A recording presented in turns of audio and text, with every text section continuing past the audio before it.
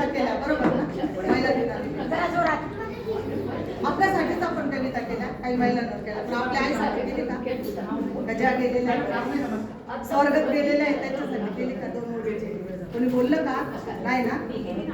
तर मग आता मी थोडंसं 2 ओळीची आईची बोलते आणि मग नंतर कविता बोलते. पतंग रे पतंग